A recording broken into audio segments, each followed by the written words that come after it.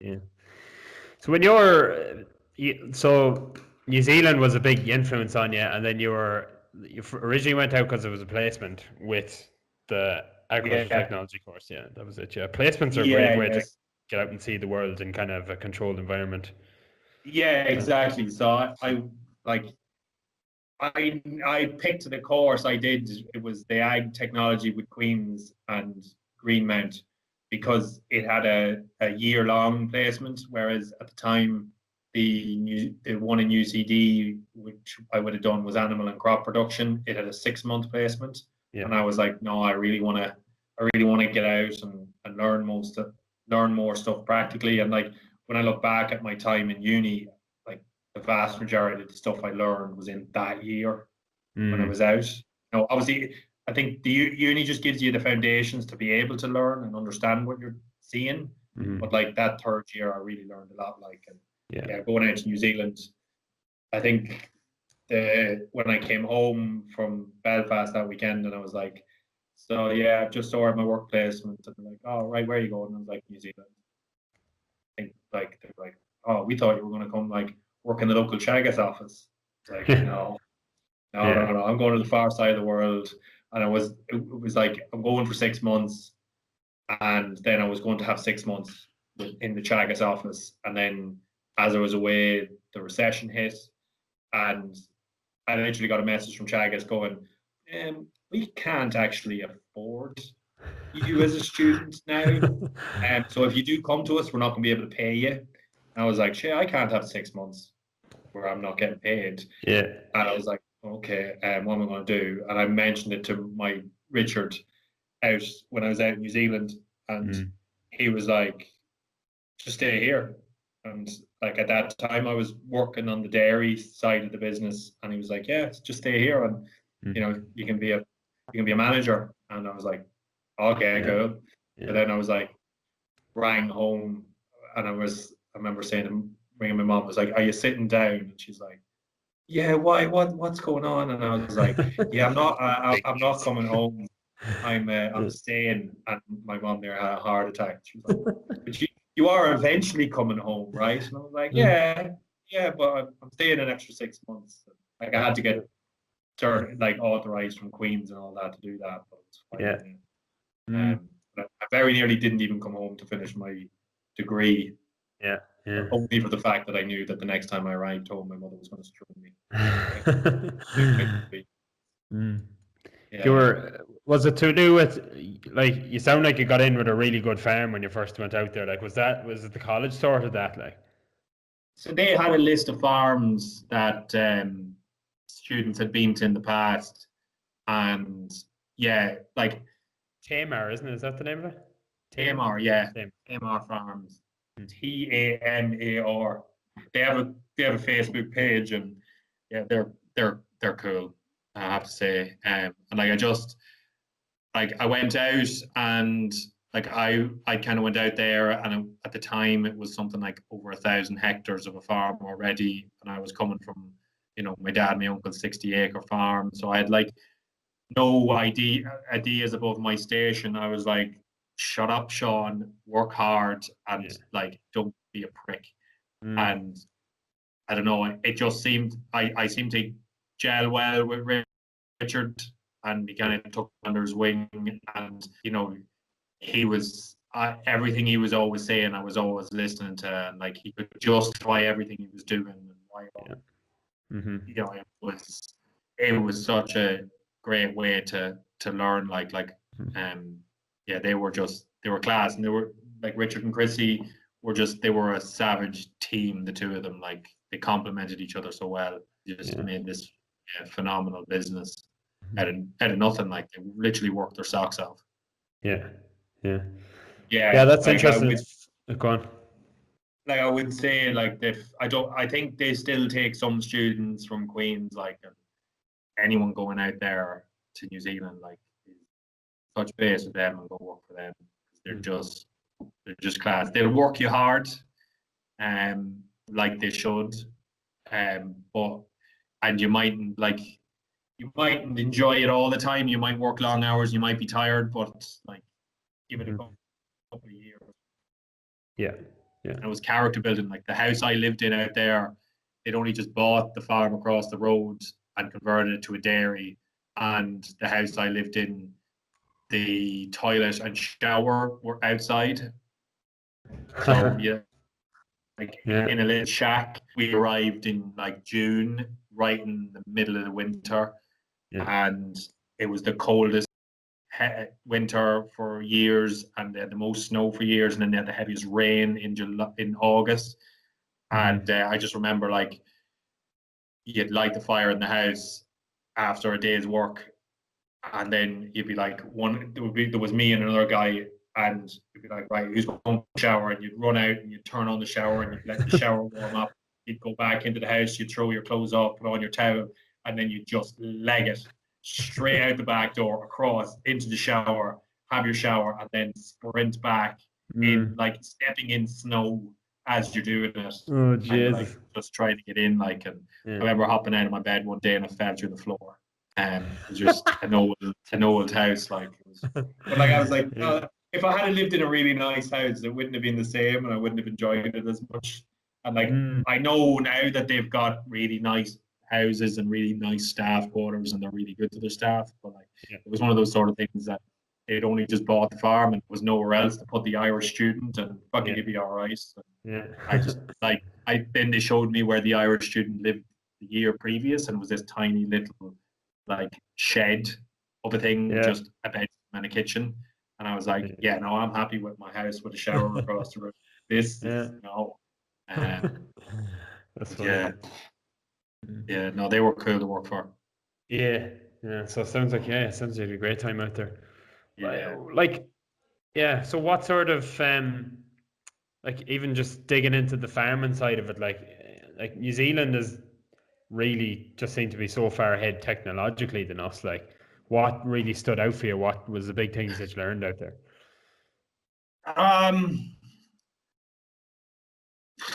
Like there was literally so much. It's kind of hard, but I suppose the biggest thing was I learned attitude. Like your attitude is king. Like I see a lot go out now, and like the last time I was out, you catch up with students or that were out there then, and they'd be talking about like how many cows they could milk in an hour, or how much grass they were growing, or grass, and they'd be talking, residuals. There's this like myself and another Irish mate of mine, like we used to laugh at the amount of times the Irish, like the word residual would be mentioned in terms of how well it could be raised out, and you're like, the Kiwis never talk about this.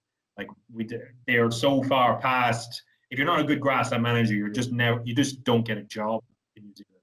Yeah. Like, they don't care if you can work a plate meter. They assume you can. They assume you can do a grass patch budget. They want to know that you can manage the costs, the fine details, the people. Like their people management has moved on dramatically. Like from the first time I went out to the second time I went out, their attitude towards their staff changed dramatically. And it's one area that I think we're way behind on. Is their ability to treat staff well, get the most out of staff, and retain staff.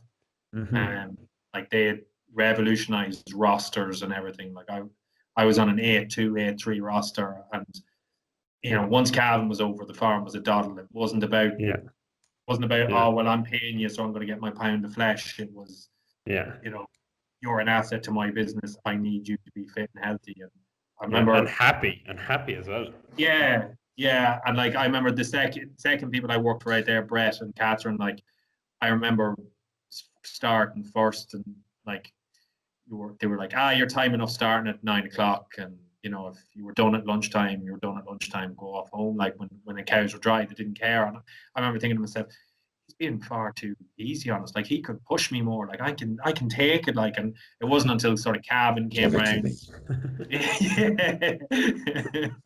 More. It's like you're in the gym.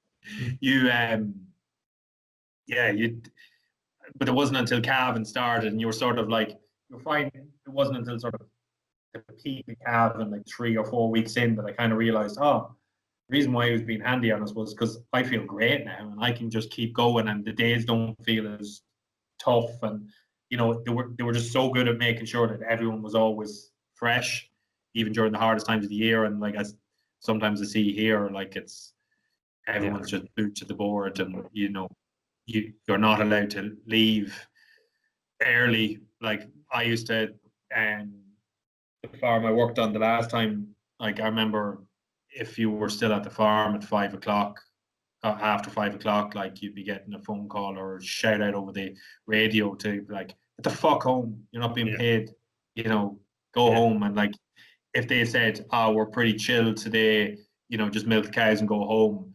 If you decided, oh, well, I'll wash the collecting yard or I'll trim a few cows' feet, like you'd get given out to, because they'd be like, no, that can wait till tomorrow. You don't have to do that now. Yeah. Do that tomorrow. And that's something that I think is massive. Yeah. So describe the other side of it to me, like where it's kind of, you just boot to the floor and then maybe just not, obviously, there's obviously some employers out there that'll just think, oh, I'm paying you, so you're going to work these long hours, and they wouldn't let you away with the giving you time. Well, like, and they still had them out there, like, and like it's probably seen it more in the North Island, but there was guys and they'd be like on 21-day rosters, 21 days on, 2 days off, or 13 days on, 1 day off, or stupid amount of times that they'd be working from sun up, sun down. They might have to do every milking and feed all the calves. And, you struggle to get your lunch break, and you'd be struggle to get a break for breakfast. And like I found, if you made sure that like breakfast and lunch were sacred, then staff would work hard. Like we had a South African guy, and he would work his socks off when he was there, but you wouldn't be able to make him work through lunch. Yeah. So then, I suppose I have to talk to you about stabilizer cattle, because I'm very intrigued by them. Yeah. Oh, great cattle, awful name. I suppose, sounds doesn't sound like a breed, does it? No. Well, like it's a sort of thing where it was their development came about through crossbreeding different breeds to try and make the ideal suckler cow, and then through all their crossbreeding, they developed a composite that's stabilized out into its own breed. So they went, that's a pretty stable breed. We'll call it a stabilizer. How original. So where'd you first come into contact with them? Pardon? Where'd you first come into contact with them, or where'd you first hear about them? I first heard of them when I was at college in Greenmount. Somebody mentioned them. I think it was Billy O'Kane, who I now buy bulls off up in Antrim. There was something in our college about him starting into them. And that's where I kind of first heard of them. But I didn't really get an experience of them until I went to the UK, and I worked with a couple of farmers who had them. And it was just, they were literally, as a nutritionist going on farm, they were a joy to do, because you just come in and every time the farmer would just amazing you with how they did. Like we used to finish stabilizer bulls at 12 months of age, and they'd be 340, 350 kilo carcasses. And it's still the guy James Evans, who won the Farmers Weekly Beef Farmer of the Year when I was his consultant, and I got to go to that awards show with him that year. But he's still the only farmer. Every time I was ever at it, working as a nutritionist, he rang me saying, Sean, my heifers are growing too quick. Can you slow them down? And I was just like, I've never had that call in my life. I don't even know how to approach that. Like, such a high quality problem, isn't it? Yeah, exactly. That's real first world beef problems right there, when your heifers grow too fast. Yeah, absolutely. Yeah, I suppose the more I worked over in the UK, the more farms I came in contact who had them, the more they impressed me, the more they just made sense. And I was like, like obviously you'd be asking the question constantly of, well, why do you like them? Why did they do this? What? And you start to find out, they start to explain to you the benefits, and you're like, yeah, that makes sense. Like, why would I have a 650 kilo cow when a 580 kilo cow could produce the same calf? Like, for like even simple little things, like if I had a 600 kilo cow, Angus cow, and I had a 580 kilo um, 580 kilo stabilizer cow for every for the equivalent for every kilo that for the 20 kilos difference that would equate to an extra 30 cows. So, wow. Yeah, all across the whole farm. Yeah. Yeah, well, like if you just take like 620 kilos and divide it into 580, that's an extra 30 cows. So you could, if you had a herd of 600 kilo cows, you could afford to have a herd of 100 and if you had a herd of 100 600 kilo cows, excuse myself with numbers there, you could have a herd of 130 580 kilo cows, and they'd eat the same amount of feed. Yeah, that's absolutely amazing. Yeah. And yeah, they were just cool. Like their fertility, their ease of management. Like I'd never seen a stabilizer farmer stressed. So it was like, yeah, these seem cool. And when this job I always had it in my head. It was like, yeah, I'd like to farm some stabilizer someday. And then when I got approached about this job, and it was kind of like blank canvas, we want to have a beef farm here.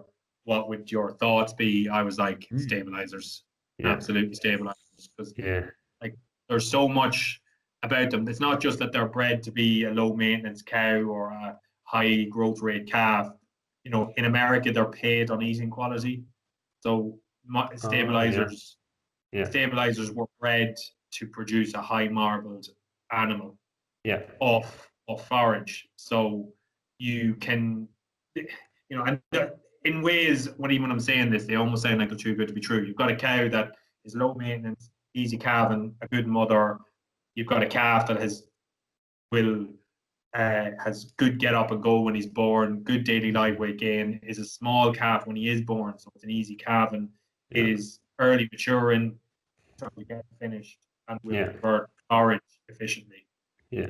And then at the other end, for your consumer, you've got something that is a really nice eating experience that people want to eat again. So it's like, well, you're ticking all the boxes here. Yeah. Let's do that. Like, and they're docile too, apparently, aren't they? They are, yeah. They're as docile. Like, I do think that cattle are only as docile as their owner allows them. And if they're used to being handled, like mine are used to being handled, they're used to being moved every 2 days. They're very quiet cattle, but you can get a wild one. You know, I got flung over a gate by a cow during calving, and only for she flung me over the gate, she probably would have killed me. So you always have that. You know, they're not an animal. You can never trust any animal, because they still have that instinct in them. But like in terms of everyday dealing with, they're docile. But like I've seen every breed of cattle, and there's mad ones and there's quiet ones. That it's all to do with how they're. It's all to do with what their interactions are like with people. If it's generally positive, they're really calm and docile. Generally negative, and they're as mad as a bag of cats.